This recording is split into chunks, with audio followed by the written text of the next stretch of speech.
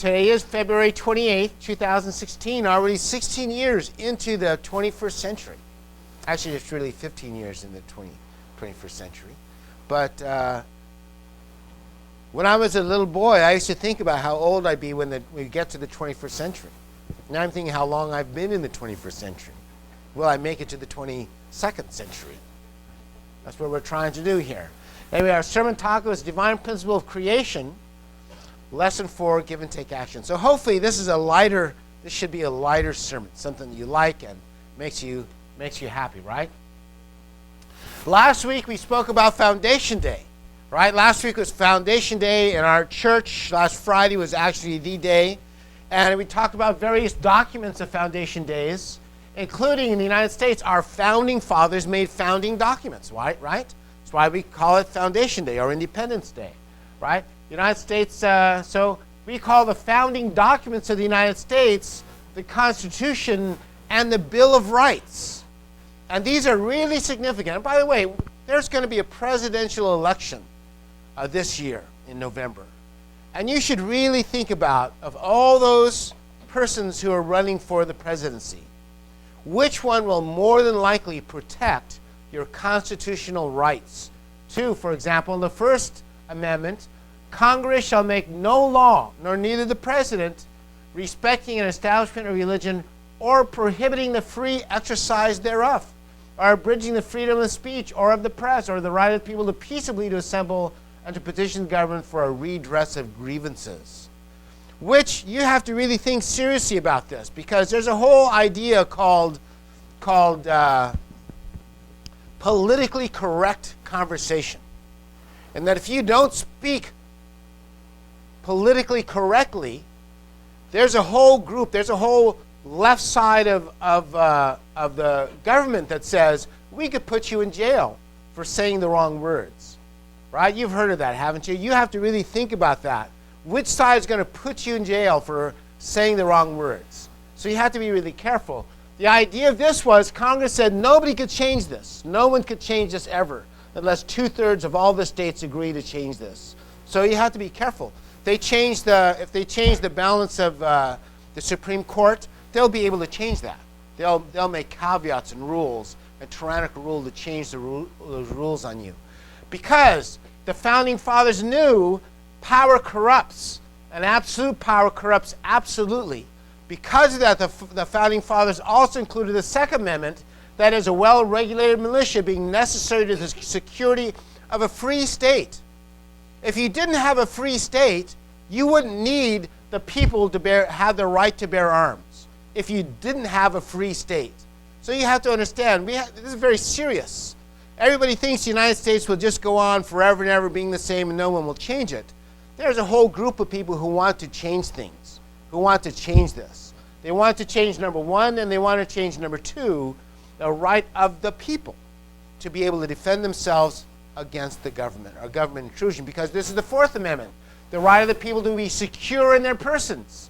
You should be able to be secure in your persons, in your houses, in your papers, by the way, in your cell phones, and effects against unreasonable searches and seizures shall not be violated. No warrant shall issue but upon probable cause supported by oath or affirmation, and particularly describing the place to be searched and the persons or things to be seized. So the government can't just search you.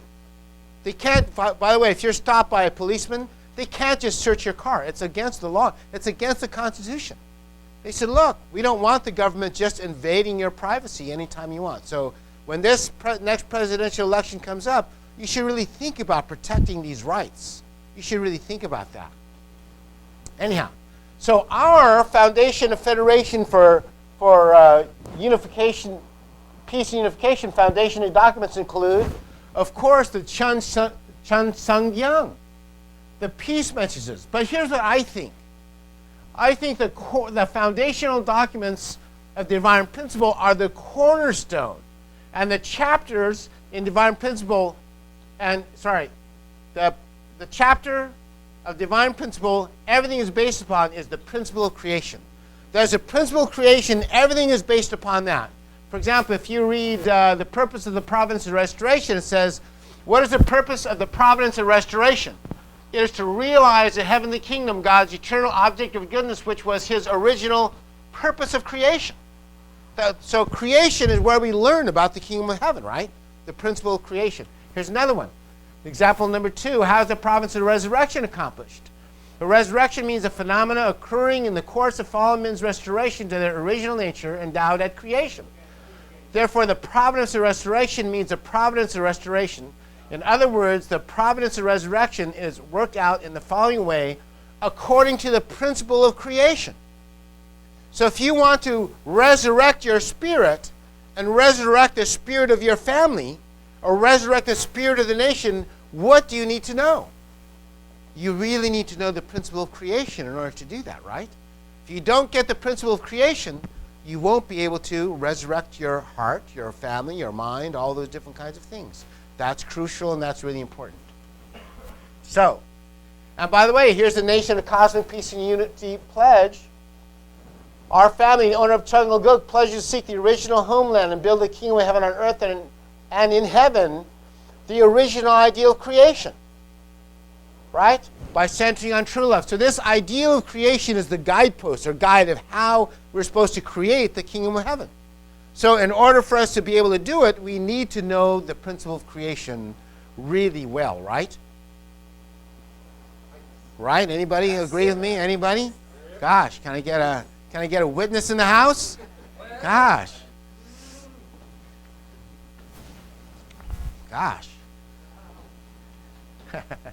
So here's the basis. Here's the principle of creation. We've talked already. We gave 3 sermons, one on the principle of creation, intellect of God, heart of God, and will of God, right? And this is the 4th one, give and take action. Each and every creation, which, by the way, will be on YouTube soon. Each and every creation enters into give and take action between the dual essentialities that form an individual self by forming a reciprocal relationship through universal prime energy. Through the force of give and take action, the dual essentialities produce a reciprocal base, which in turn produces a foundation of existence in an individual self. Then upon this foundation, the individual self can stand as God's object and receive all the power necessary for its own existence. So we say there's 2 parts. You have an internal character and external form, right? We say you have a mind and body. And when your mind and body work together, that allows you to have energy to exist, right? We say animals maintain their existence and multiply through give and take action between male and female, right? Everybody knows that. Simple biology.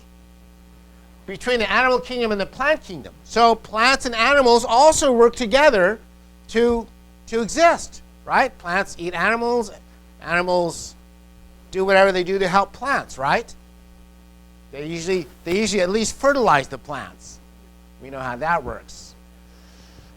So coexistence is made possible through give and take action. Plants give oxygen to animals. Animals return carbon dioxide to plants. Flowers offer nectar to bees, and bees pollinate flowers, right? I always use this one, don't I? I use this one a lot, bees and flowers. It's one of my favorites. And it's directly out of the Divine Principle book, so I feel. Okay. This is from 101 Proofs for God. This is by our brother... and it's called Acacia Trees and Ants, and how acacia trees and ants work together harmoniously. And his point is that they're designed from the beginning to work together harmoniously, because the idea of give and take action is designed from the beginning of human history, for not only all things, but for our mind and body, for husbands and wives and parents and children to work together harmoniously. So you want to read about ants and acacia trees? Hopefully you like this, right? Okay. Gardening is thought of as a skill that requires pretty advanced intelligence, right? To be a good gardener, Bob Millard. Humans in the whole history of evolution did not start to garden until about 10,000 BC. You know who they think started gardening? Women. They thought women started it. Did you know that? Okay. Many species of acacia trees that are deficient in chemical defenses have developed a mutualistic relationship with stinging ants in which protection is exchanged for nutrients and a home. Does that make sense? So they're mutualistic. One serves, the acacia tree serves ants, ants serve the acacia tree. Does that make sense? And by helping one another, they both live and prosper better, right? Acacia trees and their symbiotic partner can be found all over the world, in temperate, desert, and tropical regions, especially since some species of acacia trees are highly invasive. They reach sexual maturity typically 3 years after germination, and adult trees can be used for industrial or decorative purposes by human beings. This proof for God is about the symbiotic relationship between certain trees and certain types of ants. In particular, I want to talk about the Central and South American bullhorn acacia tree and the Pseudomyrmex ant, which is a genus of stinging wasp-like ants, which you'll see is very interesting. I think it's interesting. That's why I wrote about him. So this is a bullhorn horn on the plant, and these are the ants. You see, they drill this hole. They drill this hole, and then they live inside that big thorn. Okay? During development, the acacia trees form symbiotic relationship with ants to promote healthy growth for both the ant and the tree. Not only are the trees vigorously protected, but they also provide ants and their larvae a ready home and available nutrients. Look at this. It's very interesting. Ant-plant mutualism is not rare. At least 100 other species of plants and ants exhibiting this relationship. And this is from the author. Note that the author of the above quote talks about the plant and ants as if they are intelligently discussing with each other how they're going to form a mutually beneficial partnership. How come we humans can't form a relationship with a plant if an ant can do it? Or how come we can't form a nice relationship with a bunch of ants? A plant can do it, right? For example, the ants live on the tree. How come you can't guide ants to live on you and protect you from other animals? Why not? You're intelligent, aren't you? We say because you're not designed for ants to live on you. But the acacia tree is designed from the beginning for ants to live on it. See, that's the difference. And this is an important point. In the beginning is that bullhorn acacia trees cannot survive without the help of ants. Did you know that? In studying this amazing relationship, researchers removed the ants from some of these trees. Within 2 to 15 months, the tree was dead. Without the ants' care, animals eat off the leaves and surrounding plants overrun it. And if you can see this picture here, you can see that little ants up there. Look. See the little ant there protecting this? These are the big horns, and the ants drill a hole in here and live inside this hollow horn, as if they were designed to. So without help from the ants, there could not be any bullhorn acacia trees. So how could the trees ever have evolved without the ants already there to take care of them? So his point is, this is a design by a creator that designs a relationship between an ant and a tree, right? How did the ants learn how to take care of these particular trees before the trees existed? Gardening the trees would have to evolve too. It would have taken a long process of learning for the ants if ants can even learn like that, right? Think of how big an ant's brain is. How big is an ant? And then think about how big has his brain possibly be to figure out how to save the acacia tree, right? Taking care of the acacia tree is very, very complicated, as we shall see. For example, in this symbiotic relationship, let's look first at what the acacia tree does for the ants. There's a lot of the trademark of intelligence here, and if you don't accept that there is a God, then you have to think it is a tree that has intelligence, or else it is just some accidental process, right? For example, the mutualistic relationship is established when a newly mated queen is attracted to a tree by its odor and starts nesting inside the large, hollow acacia thorns. She lays 15 to 20 eggs to produce the first generation workers. As the colony grows, more thorns become inhabited, and then the colony reaches around 400 individuals. The ants begin to protect the plant. How do they know how to do that? Does someone teach them to begin to protect the plant? The acacia tree actually has special glands on their stems which secrete a carbohydrate-rich sweet nectar that is very nutritious for the ants. How did the tree figure that out? Can you just decide to make a carbohydrate-rich nectar for ants? You can just figure out how to do that? If you took a few chemistry classes, some of you could probably figure out how to do that. But you couldn't just go into nature, dig in the dirt, come up with chemicals to make a carbohydrate-rich nectar for ants, could you? Nobody could. Probably nobody could. You know, you can go to the store and buy sugar, but that's taken hundreds of years to figure out how to make that, right? But somehow this tree figured out the chemical formula for a sugar-based carbohydrate that it secretes for the ants. How did it know chemistry? How big is a plant tree brain that it could understand chemistry and create the formula to feed ants the delicious nutrients that they need? So here's our point, that this was some intelligence had to teach the tree to make this. If that gland evolved through a slow and gradual process, and the nectar that is secreted then also had to evolve by slow and gradual process, don't you think the ants would have found a different source of nutrition instead of waiting around? Evolutionists have amazing imaginations, but I'd like to see them point to any actual plant that has ever evolved something like this on its own in the thousands of years that humans have been watching plants. You can't do it. A plant can't do that. We think it has to be designed by the Creator. Acacia tree also produces what are called Beltian bodies on the tips of its leaflets. These Beltian bodies are made of a protein lipid which doesn't seem to have any other use or value except for the ants to feed their larvae. The Beltian bodies seem to be perfect for that single purpose. Again, how could a tree have a brain that figured out how to create a protein lipid base that feeds the ants? You couldn't do it, right? We have some doctors here in the church, some computer scientists, some smart people here, but could you do that? I doubt it. But the tree can somehow figure it out, people think. How many generations would it take in a slow and gradual process of tree after tree until the Beltian bodies were perfected? Remember that the Beltian bodies give no benefit at all to the tree except to attract the ants by providing the perfect nutrients for their larvae.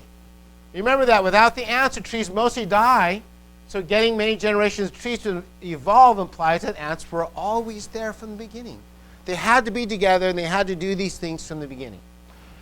That's already too incredible for evolution. And now let's look at what the ants do for the tree. If a plant-eating animal or insects come along that will harm the acacia tree, the ants release a pheromone, which is a nasty odor, and it sounds the alarm. All of them rush out to attack. They will bite and sting any intruder very severely, usually driving them away. So if cows or deers or whatever try to bite the tree and hurt the tree, the ants come and fight that animal, bite him, sting him. How did they learn how to do that? According to Daniel Jensen, livestock can apparently smell the pheromone and avoid these acacias day and night. Getting stung in the mouth and tongue is an effective deterrent to browsing on the tender foliage. In addition to protecting the acacia from leaf cutting, also they protect the acacia from leaf cutting ants and other unwanted herbivores. The ants also clear away, by the way, invasive seedlings around the base of the tree that might overgrow it and block out the vital sunlight. How do the ants know that? Again, how big is an ant's brain? How can it figure that out? It has to be encoded into their DNA, we say by the Creator who encodes your DNA as well. However, the ants are uniquely selective. If a praying mantis or a spider comes along, which are good insects, which actually can, spiders are not insects, right? Which actually can benefit the acacia by eating insect pests, the ants leave them alone. They somehow don't bother spiders or praying mantises. How do they figure that out? They have those tiny little eyes. Can they see a praying mantis?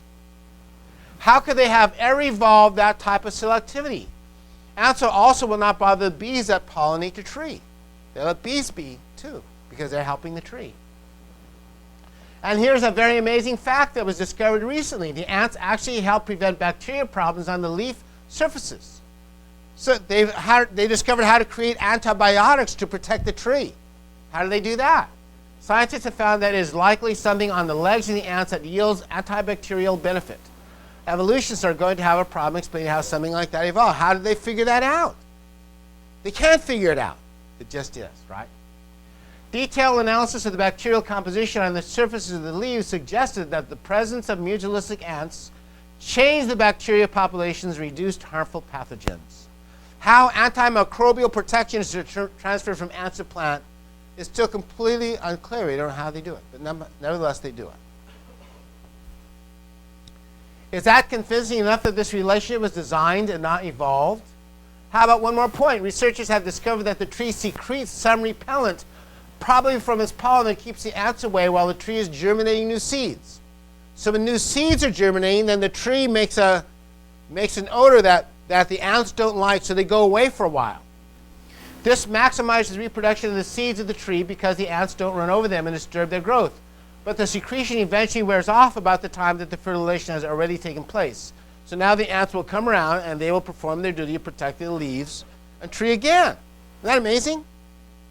So we say nature is part of God's creation, and that the principle of creation teaches us to learn these things from God's creation. That is, to have mutualistic relationships between ants and trees are symbolic of our relationships we're supposed to have as human beings.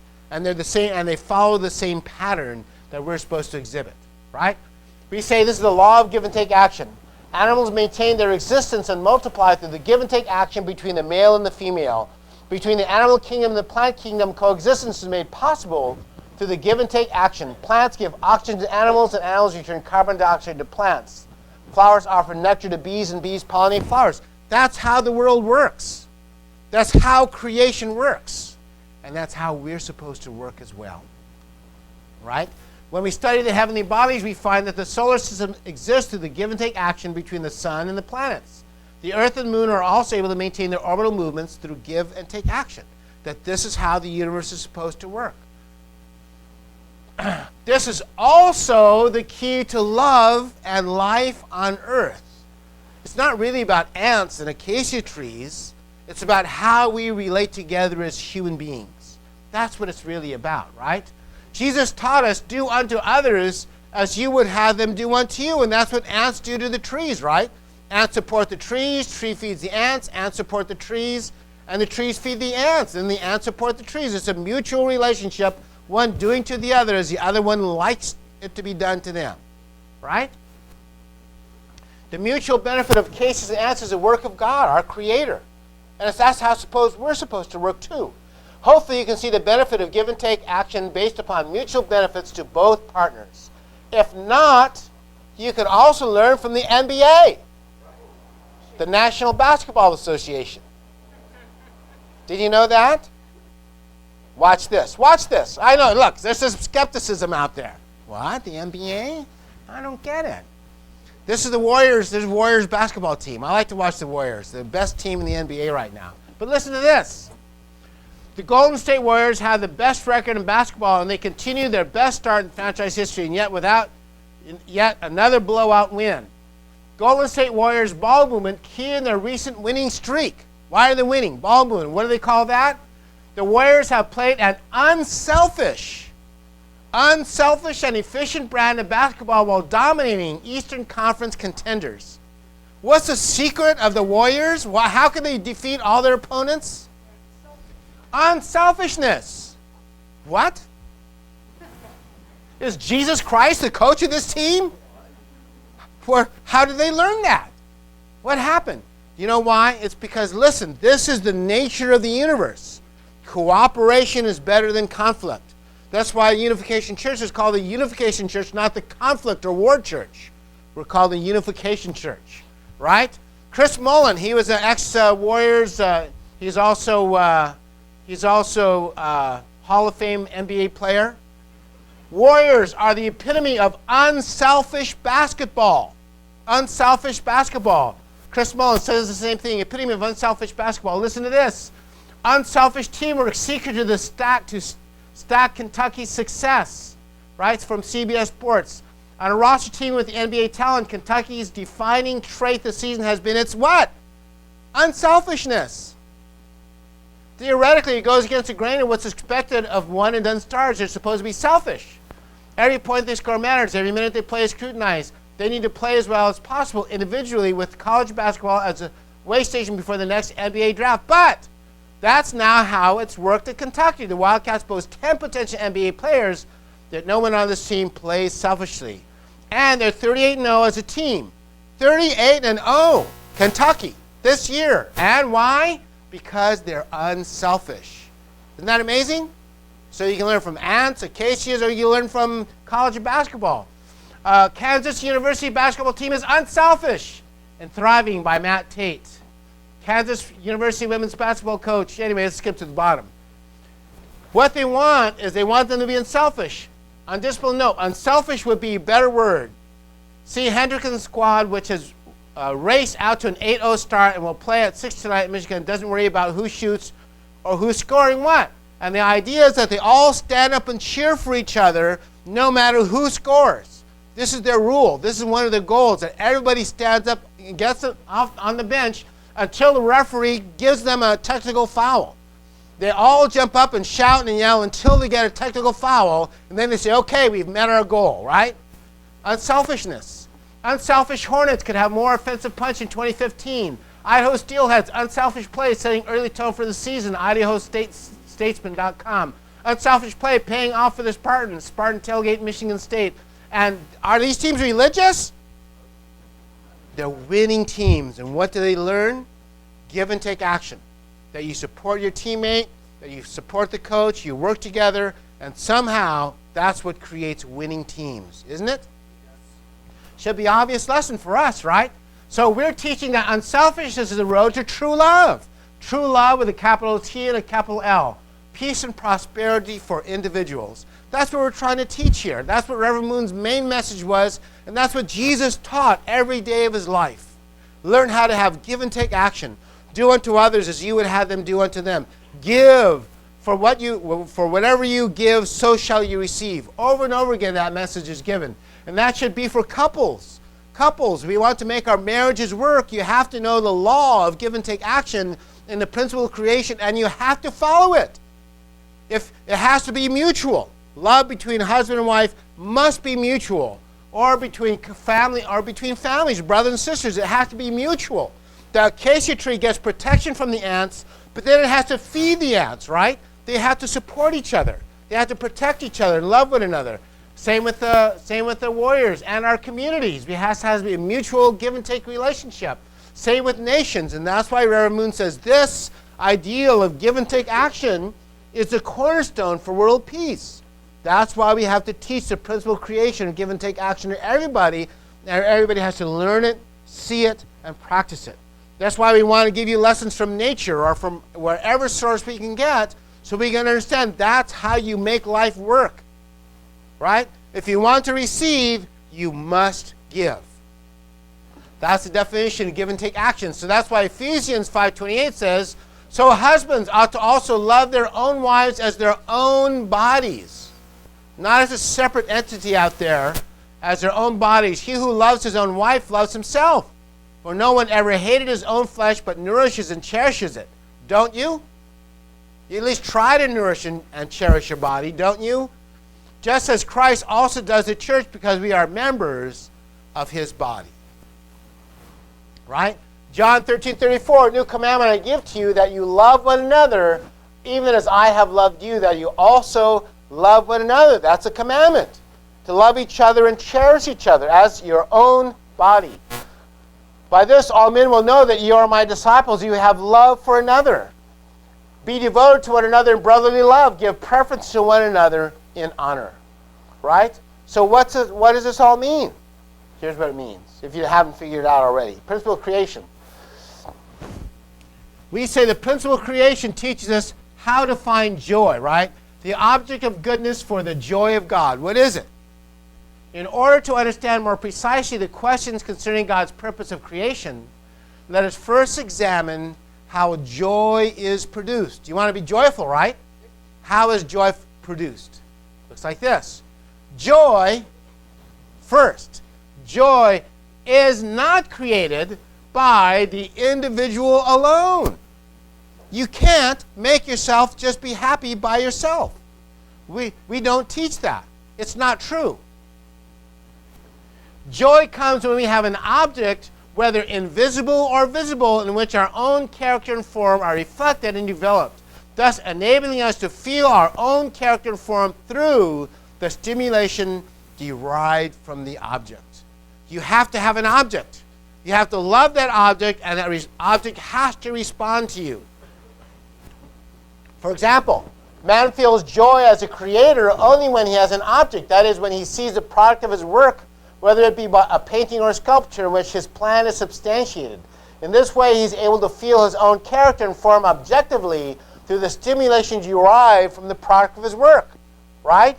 So it looks like this. You want to have a relationship with your object. For example, your car. Let's say you want to drive to the store. You get in your car and you turn it on, the engine turns on, you realize the car wants to drive to the store too. And then you drive to the store together, right? You make a subject-object relationship. Okay, car, you apply the power of the wheels and I'll steer and I'll guide you, right? You have a subject and object relationship with your car, then you drive to the store and then you're very happy, right? You're happy, the car's happy, it's driving to the store. What happens if you get in your car and you turn on the key and the car doesn't want to go to the store? Doesn't start, doesn't run, doesn't go, just won't go. And then what happens? You feel frustration, right? You feel frustration, and maybe you might feel angry, you might feel upset, or you might kick the car or yell at it or do something like that, right? Because the car doesn't respond to your desires. Same with your job. When you go to work, most people want to work and do well and be appreciated for the work. If you go to your work and you work, but your boss hates your guts, then you feel uncomfortable and unhappy, right? Or if you work, like I'm a salesman, let's say I go to work and I try to sell machinery and nobody wants to buy a machine. You feel frustrated and you feel unhappy. And so on and so forth, especially with your art. You want to create art. Let's say, what's your art? What's your art? Do you have an art form? Let's say you want to express your art in cooking. Let's say you want to make a special dish for your friends or family. And you're starting to cook it, but you burn the noodles or whatever you do. You feel unhappy, right? I'm not expressing my art. But when you cook that meal perfectly, and everything's just right, and it looks right, like my favorite recipe is barbecued chicken. I'm really good at barbecued chicken. I think I'm really good at barbecued chicken. Anyhow, my kids seem to eat all of it, so I think I'm good at barbecued chicken, right? If I burn it and they don't like it, then I feel really unhappy, right?